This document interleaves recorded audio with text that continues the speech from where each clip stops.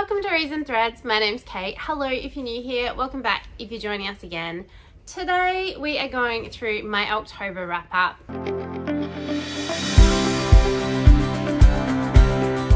And to say I am shocked by the amount of books that I managed to get through would be an understatement. I did just as well this month as I did last month. So my overall total I am so happy with. I'm going to try a slightly different format this time and see how I like it. I'm hoping I can keep this video fairly succinct. Like I said, lots of books, and I just wasn't expecting to have this many to talk about. I thought we would look over what I originally got in the game to start with. So when we played Reach the Castle for our October TBR, we ended up having 8 rolls, of which I ended up adding 9 books to the TBR because I couldn't decide on the over 600 page book for that prompt. Of those 9, I did manage to read 6 and I did DNF 1. I didn't manage to get to the Jazzard Air this month. I just ended up running out of time, and it's such a decent sized book and I wanted to actually not rush it and give it the time that it was really going to take. But I have popped little book cover back into the potion bottles, so hopefully this one will come up again soon. I do really want to get to it, this duology specifically, mainly because I have purchased these stunning Illumicrate versions, but also I was considering using this as my duology for Herked. So it is still high on my want to read list. I'm hoping it will come up again soon and I'll be able to prioritize it a bit more. The other one that I didn't end up reading from my TB was the book for the prompt over 600 pages. In the end, I did end up picking For Whom the Bell Tolls, and that meant that The Raven Scholar was pushed back. I am still super eager to read this one. And I think in the end, I had an audio version For Whom the Bell Tolls. It came up at the right time. And so that's just how I picked which one of these I did end up getting to. But I think this is just going to be such a good read. I've heard so many good things about it and I really want to get to it. And so hopefully one day soon I will get to this one. For the extra books that I added after the game was over, the first one was my in real life book club, the Book Hose book, The Bull at Versailles. So this one I did manage to end up slotting into my game, which you will have just seen from the previous graphic, and I did read this one. For the buzzword challenge for October, we needed to read a book with a violent word in the title. Now I did have 2 options for this one that I was undecided which one I was going to read, one of which was Beautiful Death by Fiona McIntosh, and the other one is To Kill a Fae by Jamie A. Waters. Now this is the second time that the Jamie A. Waters book has been added to my TBR, and the second time that I haven't read it. So that one didn't get read, but I did manage to read Beautiful Death and finish the buzzword challenge for October. Next up we have my niece's Chloe special request, and that is to read through all of the Kingdoms and Empires series by Jacqueline Moriarty. In September, I didn't manage to get to any of the books in this series, so I did move this one back into October, and that was The Slightly Alarming Tale of the Whispering Wars, which is book 2, and I'm happy to report that I did manage to read this one this month. Next up, we have Becca and the Books' Catch-Up Book Club.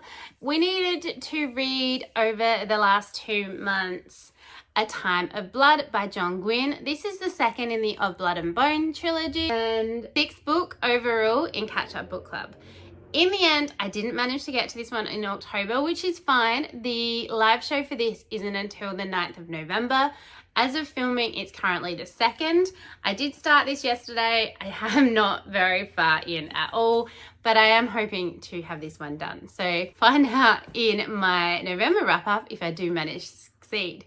We have also learnt, and I will link this down below, Becca has made an announcement about Catch Up Book Club, and she is adding in John Gwynne's other trilogy, which I will put the graphics up for those here. I have been super eager to get to this one since starting and trying John Gwynne for the first time as part of the Catch Up Book Club. So I'm really happy that she's added this series on. This one doesn't connect with The Faithful and the Fallen or Of Blood and Bone. And generally that is her requirement for book club. But I think she and all of us are having such a good time with John Gwynne that it would be silly not to try that series as well. There was also a few that I did manage to sneak in on top of my TBR this month. I have 3 of them here, though in total there are 5. Let's go into a little bit more in-depth look at them. I will tell you the ratings, how I read them, and just a few overall thoughts so that you can see if they are ones that you might want to pick up. The first book that I managed to read in October was The Gunslinger by Stephen King. And this was my attempt at trying Stephen King, seeing what all the hype was about. This is his only fantasy series. As far as I know, he predominantly writes horror, though he has dabbled in multiple genres, I think. And I just really wanted to see what the hype with Stephen King was all about. I knew this had been made into a movie, if not a TV show as well, which I think I have seen at some point. I don't really remember. This, however, I have given 1 star. I did not enjoy my time reading this at all.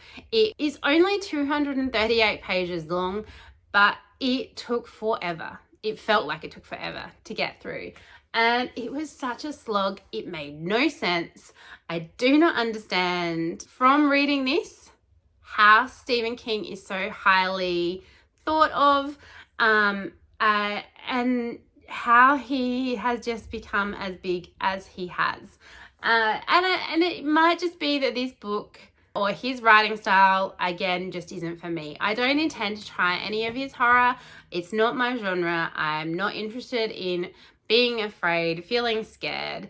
So I've never liked any version of any horror. I don't like watching horror movies, nothing like that. So I think this is my last attempt or only attempt at trying any Stephen King books. Unfortunately, not for me. I definitely won't be continuing on with this series. And I know some people really highly rate this book as well, but for me, it just seemed like gibberish. It was so hard to follow and understand what the hell was going on, what he was saying. I didn't really feel like there was any world building or any plot. And yeah, just definitely do not recommend this book at all. So if you do really love this, I'm happy for you that you have found an author and a series that you really enjoy, but this is not one for me. I did read this physically and I borrowed this from the library. I continue on with the ones that I didn't really like very much and then move towards the ones that I really enjoyed. Right at the end of the month, I attempted to read Tomorrow and Tomorrow and Tomorrow by Gabrielle Zevin. This has won so many awards. It has been all over BookTok, YouTube. Everyone has seemed, as far as I can tell, to really enjoy their time in it and with it. In saying that though, there were a couple of people that I knew at work that had attempted this. One said that it was putting them to sleep when they were listening to the audio, and another one of my colleagues, I think, got a few chapters in, not anywhere near as far as I did, and again, it just wasn't working for her. And I agree. It could be an interesting plot, like it's 2 people that meet later on who knew each other as children, realize that they both have a love of stories and gaming, and decide to create a game.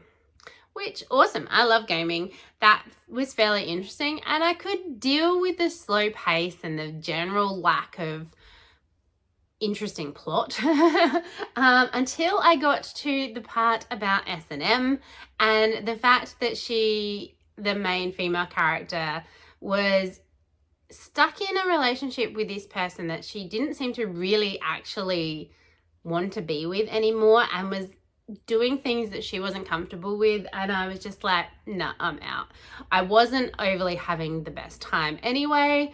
I was listening to it for the sake of listening to it because I needed an audiobook to read while I was at work, and just thought, why am I continuing on when I am not liking it? I got to about 167 pages, which is 36% in. So I do feel like I gave this a good go. I will eventually find out how it ended when I go to the book club where we talk about this one, though I would be fine not knowing how it ended as well. So just not a book for me. I don't understand the hype around this one either, or how this has won so many awards. Me and literary fiction or general fiction, we don't mesh well. I'm very much in my fantasy era, let's say. I probably always have been. I don't really get much further out of that, but this one I gave a go, just not for me. The other book that I did DNF this month was Hidden Star by Nora Roberts. So this was the beginning of a trilogy. Usually I have more luck with Nora Roberts trilogies, but this one, again, I was listening to it. I think I got about 21% in, and again, I was cringing. The romance, no, it just wasn't, no, I couldn't do it. And could I tell you anything about it now? No. So the story was not actually sticking with me at all, to the point where I have decided that I don't need to read all of Nora Roberts' backlist. I think that that's just going to work out better. And in saying that, it has obviously changed a lot of the books that I had on my TBR. So I have now gone through and removed a lot of the very romance books that are from Nora's backlist out of my TBR. I'm not that interested in them. I have a fair few of her books that I have purchased over the years that I do still want to try. So it's not that there are now no Nora Roberts books on my TBR. It's just that this one just reinforced the fact that I don't need to read them all, and I can just read the ones that I'm actually interested in reading. So when I was going through, it kind of decimated my mushrooms. So my mushroom tab was all the books that I had added in 2015. And I think after I took out all the Nora Roberts that I didn't want to read, there was like 2 books left in this tub. So I have decided to combine those in with the keys. So we now have our 2015-2016 container, and I think I am going to use the mushrooms as my 2026 reads. So I don't need to come up with a new little icon for the board, though I will still have that as an option if I figure out I need more challenge cut ones or something like that, or specifically focus on Herkhead or a different challenge. We'll see how we go. I think for the most part, it's working out fairly well, but if I decide that I need like a specific 25 and 25 kind of box or anything like that, I still have the ability to add in another container. There's enough room on the board to add in another little icon, but going forward, this is what we're working with. So you won't see the mushrooms come up until next year again, and 2015 and 2016 are now in the keys. We'll quickly run through the other 2 books that I don't really consider books, even though they have obviously added to the number. The first one is Old Possum's Book of Practical Cats by T.S. Eliot.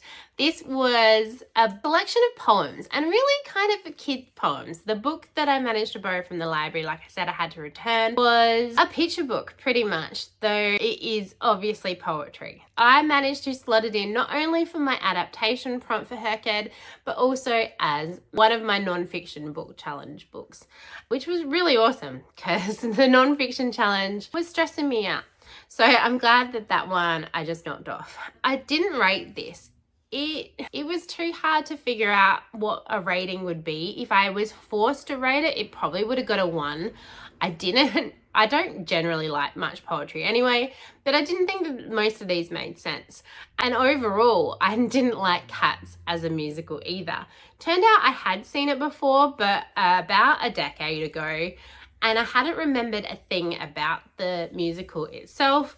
And I realized while I was sitting there watching this musical that I really didn't like it. There was no real storyline, and this kind of underlying themes in it didn't really make much sense. The cat pretty much dies at the end.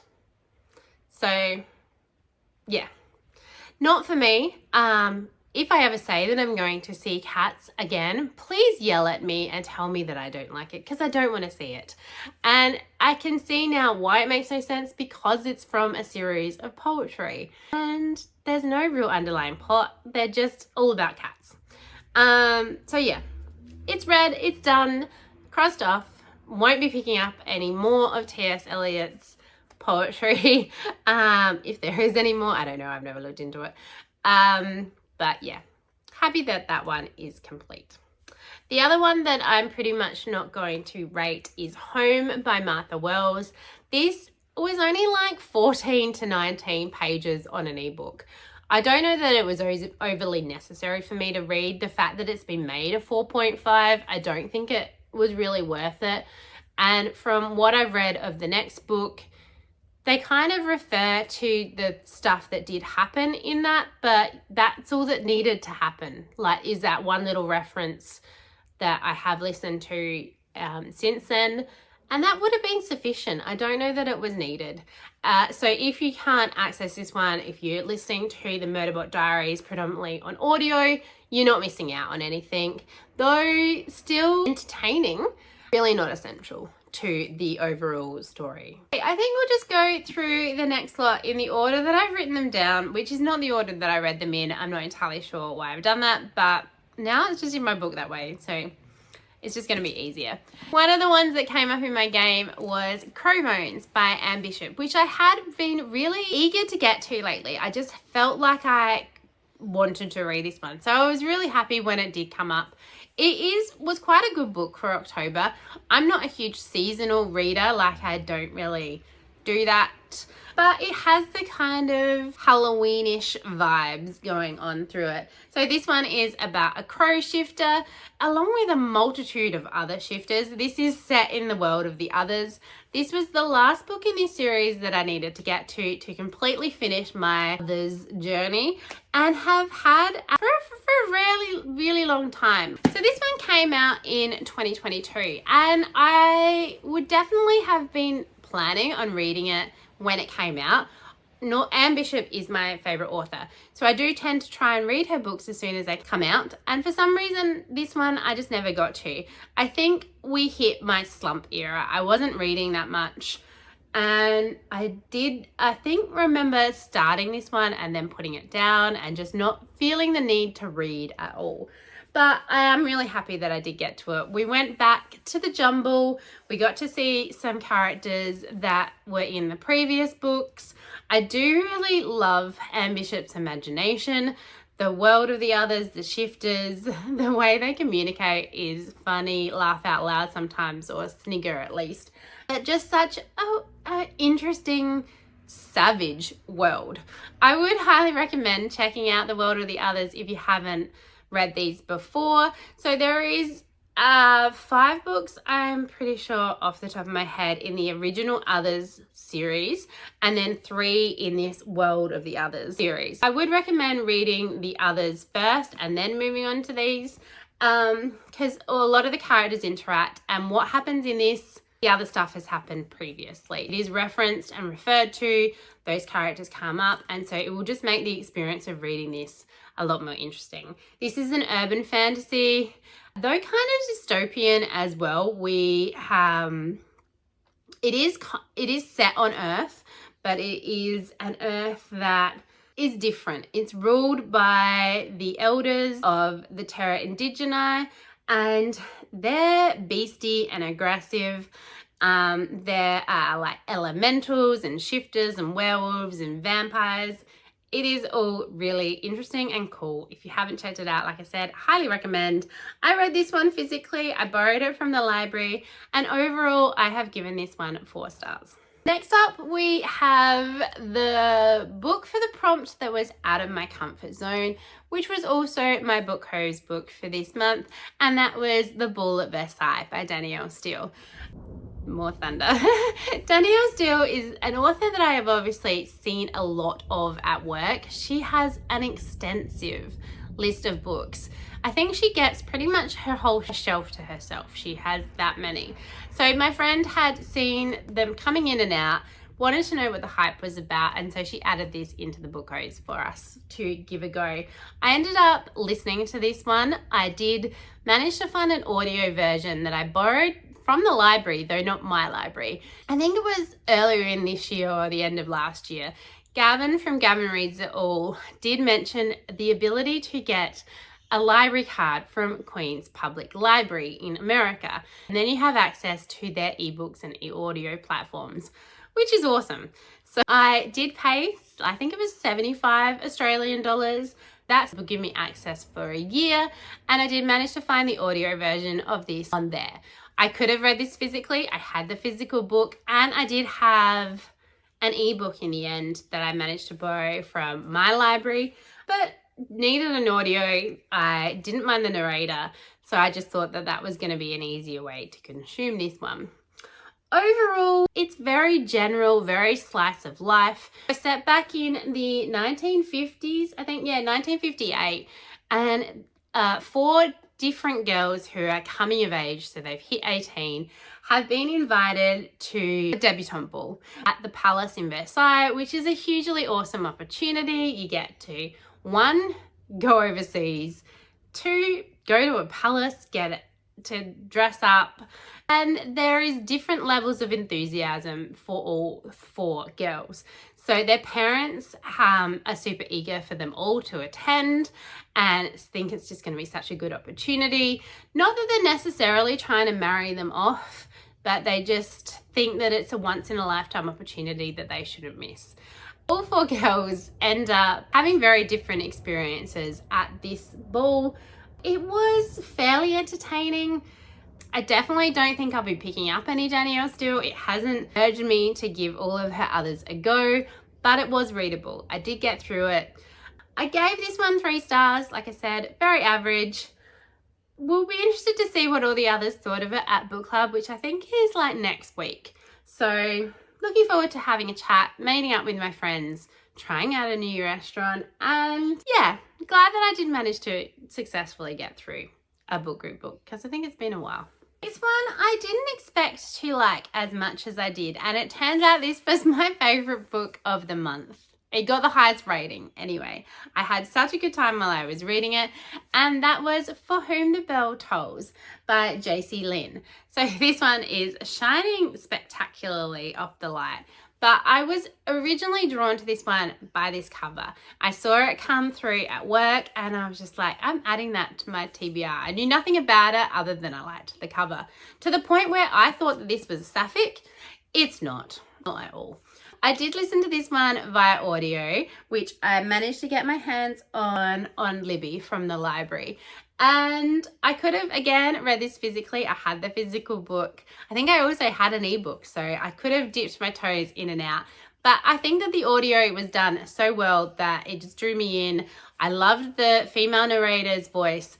It was dual narration, so when we got to the male, his voice was so deep. It shocked me to begin with, but I turned out really to enjoy it overall. Our female main character is extremely sassy. She has great banter with everyone. She is a lot of fun, and she just has this cool, no holds barred attitude that I just think worked really well. It is a very unique take on the afterlife, and I really enjoyed that. We have demons in here, and our male main character, he is a demon, so go into it knowing that. So I think that's considered monster romance maybe, but I didn't expect to like this, like I said, anywhere near as much as I did. It was so cool. The world was so good.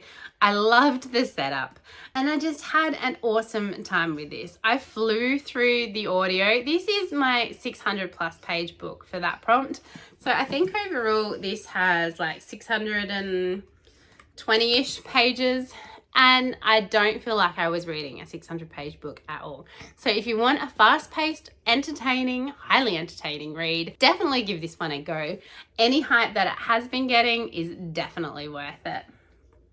It does get very spicy. I think there is a fair bit of spice once they get together, so also go into it knowing that. For the most part, I can take and leave a spicy scene, but I don't know, like, though there was a a lot. I didn't feel the need to skip any of it. I didn't find it was detracting from the storyline. But yeah, really enjoyed it. Looking forward to continuing on in this series. So this series is Hell's Bells, I think. So hopefully it won't take JC Lynn too long to get another one out, and I will be eagerly anticipating that when it does come out. Next up, we have Between Jobs by W.R. Gingell. This is an Australian author. She lives down in Tasmania, and this book is set in Hobart. It is an urban fantasy. It is fairly thin, and I did listen to this one via audio. This book didn't come in till I was nearly finished, so audio was the only way to really consume it. I did technically have an ebook, but audio and work just work better. In saying that though, I think that I will not be continuing on with this series in audio. It is narrated by an Australian narrator, which makes sense because, like I said, it's set in Hobart, so you would expect an Australian narrator. However, being Australian, and I don't know if this is just me, I really can't stand listening to an Australian accent when it comes to audio narration. I much prefer, I think, a British or an American accent that isn't too strong. Whereas this was a very strong Australian accent, and I didn't want to necessarily listen to it because of that. So I tried to make sure that that didn't detract from my overall rating, but I do think that I would have enjoyed this one more if I had just read it. So that is my plan going through. I am going to continue on. I don't know that I liked it enough to say, oh my God, definitely I want to continue on. But I want to see if I physically read the next one, if it is worth continuing on with, if I actually enjoy the series, or whether it wasn't just the narration that kind of made it fairly mediocre. We have a girl who is squatting in her house. Her parents have been murdered. She has kind of this secret room that no one really knows is there in her house. So no one's realized that she is missing, and she sees that the person who lives across the road has been murdered, and she then comes in contact with a vampire and some fae, and they move into her house, and they pretty much make her their pet. So she's their helper. She's allowed to stay, but she needs to make them cups of tea or coffee. She does their cooking for them, and then they'll let her stay and they won't dob her in to the authorities while they are investigating this suspicious murder across the road, which turns out is otherworldly. And it also turns out that there are multiple versions of reality. So there's the between, and then the behind, and then now. So slightly confusing. They get into the between and behind in random ways. It was intriguing. It's an interesting idea. Like I said, not sure if the audio detracted from it or not, but I will give the second one a go and see how it rates. I think, did I already say? I can't remember. I gave this one 3 stars. I borrowed the audio off of Everand. So I have really been enjoying my Everand subscription. I think I pay about $14 a month, and I haven't come across any restrictions on how many I can borrow within that month. Maybe I just haven't been borrowing up to a restriction, I can't tell, but when it is there and available, it's been letting me borrow them. So really happy with that. If you haven't checked out Everand yet and you want another audio option, might be a good idea, but glad that I got this one done. Next up, we have my prompt for season, I think it was, and I also had this as my September new release for Herkhead, and that was Thorn Season by Kiara Azar. So I read this one via audio. I picked it up a copy on Everand. I do have a physical copy of this coming. I think it just hasn't arrived. So the only way I could get it, because the library weren't going to get me a physical copy in time, was audio. I enjoyed the narration. It was quite good. It was a single narrator. The story overall was an intriguing world set up and build. So we've got a court setting with a magic system where some of the characters are wielders, and they have these specters that can kind of move around their body, and like think of it like an invisible arm or hand, and it can make movements and that kind of stuff. Though using their specter is forbidden. in this world. So, or in this court specifically, because there is other neighboring lands where it is okay, but in this court, in this land, it is forbidden. If you are found out to be a wielder, you are put to death. You're not just exiled, it's not the best. And our female main character is a wielder, so she has had to grow up with this being a hidden part of herself. She is meant to be trying to control herself, not get found out by the king. She is a high lady in the very inner circle of royalty. And there is a lot of wielders that are being assassinated, and she's trying to find out who's doing it. We're only getting Alyssa's point of view through this whole thing. And as I was getting through this, I was trying to figure out what it was about it that I wasn't enjoying very much, and I realized towards the end that I really didn't like the female main character. I found her extremely annoying, very entitled. She thought she knew everything, knew what needed to be done, that she was awesome, and I was just like, you're not, you need to grow up. And I think this one was very YA in that aspect. So not my favorite read of the month. I have given this a 3.5 star. It wasn't not interesting. I will continue on. I think this is Kiara Azar's first book, so her debut novel. And overall, it was a good debut novel. I am intrigued. I think the ending left off with a point where I would be interested to find out what happened. Definitely give it a go. It may just have been me with how annoying I found her. But overall, a good book. I enjoyed my time for the most part, and like I said, good first novel, and interested to see what happens next. Next up, we have my free pick from my game, and that was Two Twisted Crowns by Rachel Gillig. I've been super eager to get to this one, finish off the Shepherd King duology, which I started in September, and it didn't disappoint. This one I read physically and I own, so there's that. I gave this one overall 4 stars. I don't know that I enjoyed this one as much as One Dark Window. We're still in an extremely interesting world, magic setup. I thought the whole thing was extremely intriguing. This one is a slower pace though, I think. And I found that I preferred the setup in the first one where the nightmare is in Elspeth's head over what happened in this book. I did like the romance that ran along in this one, and we do have like kind of a travel section in this one, and it may be that made it the slower pace.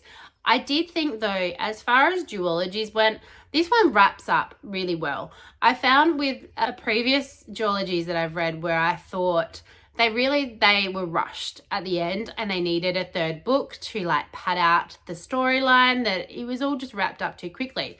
I didn't find that with this one. I thought that the pacing in general for the storyline and plot was really good. The characters are awesome. The magic system is great. And Rachel Gillig has become one of my favorite authors. She's definitely become a auto-buy go-to author. I'm loving the editions that I got in of all 3 of her books.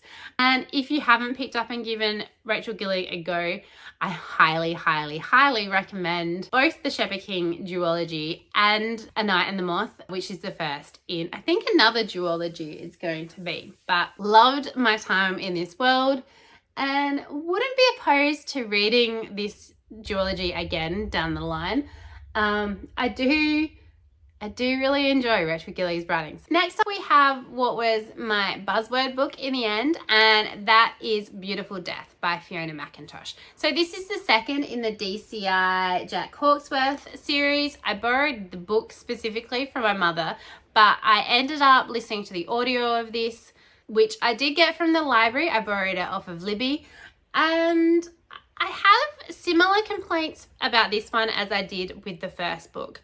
Though I like the procedural police elements of this, I find that the sergeants and the female police officers that are under Jack Hawksworth are annoying. And their obsession with how good looking he is, how much they want to be with him, is completely unnecessary in the whole storyline. I didn't really appreciate any of the romantic interactions with any of the characters. I really didn't like where Jack went personally in this one. Overall, we're following them trying to uncover a set of serial murders again. So refugees pretty much, or immigrants into England, are being found murdered and mutilated. And so he's going to try and figure out what is going on, who is the perpetrator. We end up looking into the medical world a bit in this one, with the ability for transplants and that kind of thing, as they try and figure out why these people are getting murdered. Overall, I think this is going to be my last foray into the DCI world with Fiona McIntosh. I think I'm going to stop this series here. I'm just not enjoying the interactions between the police. I did own, I don't know if I've taken it off my shelves or not already, I do own the third book in this series, so I will be unhauling that one. This one will be going back to my mum. And I just think, yeah, although I really do enjoy Fiona McIntosh's writing style in general, I like her stories, I think I'm just going to stick with her fantasy stuff. I have one fantasy series of hers that I haven't read yet, so looking forward to getting to that one when we do get to it. But yeah, as far as her crime goes, I think I'm done. I did give this one 3.5 stars. Next up we have Chloe's special request book, and that was The Slightly Alarming Tales of the Whispering War. So this, like I said, is the second book in the Kingdoms and Empires series. We've gone back in time in this one to the beginning of the Whispering Wars.